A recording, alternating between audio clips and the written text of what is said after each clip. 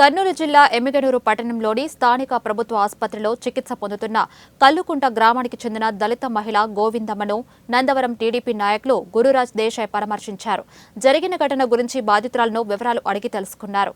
దళిత మహిళ గోవిందమ్మ కుమారుడు చాకలి కులానికి చెందిన అమ్మాయిని ప్రేమించి పెళ్లి చేసుకున్నాడనే కక్షతో ఒక దళిత మహిళ అని చూడకుండా సర్వసభ్య సమాజం తలదించుకునేలా కల్లుకుంట్ల దళిత మహిళ గోవిందమ్మను కరెంటు స్తంభానికి కట్టేసి తీవ్రంగా మూకుమ్మడిగా అందరూ చూస్తుండగా దాడి చేయడం దారుణమన్నారు.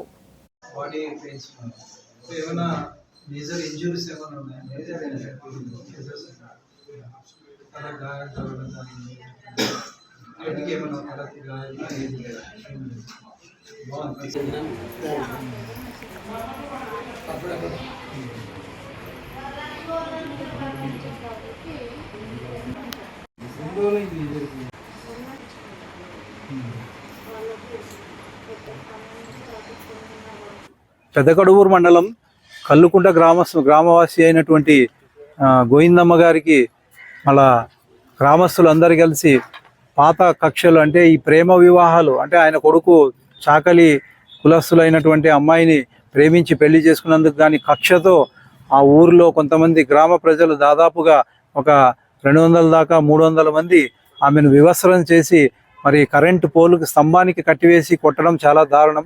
ఇప్పుడున్న మన జనరేషన్లో కూడా ఈ సమాజంలో కూడా మరి సభ్య సమాజం తల దించుకునేలా ఇలాంటి దుశ్చర్యలు మరి మున్ముందు కొనసాగకుండా ప్రభుత్వం కఠిన చర్యలు తీసుకోవాలి. కొన్ని చట్టాలను కూడా మార్చి ఇలాంటివి పునరావృతం కాకుండా మరి గోవిందమ్మకు తగిన న్యాయం చేసి మరి మేమున్నాము అని చెప్పేసి ప్రభుత్వం కూడా ఆమెను ఆదుకోవాలి. అలాగే మేమంతా మరి అన్ని సంఘాల నాయకులు అన్ని సంఘాల వాళ్ళు మరి మానవ హక్కుల సంఘం వాళ్ళు కూడా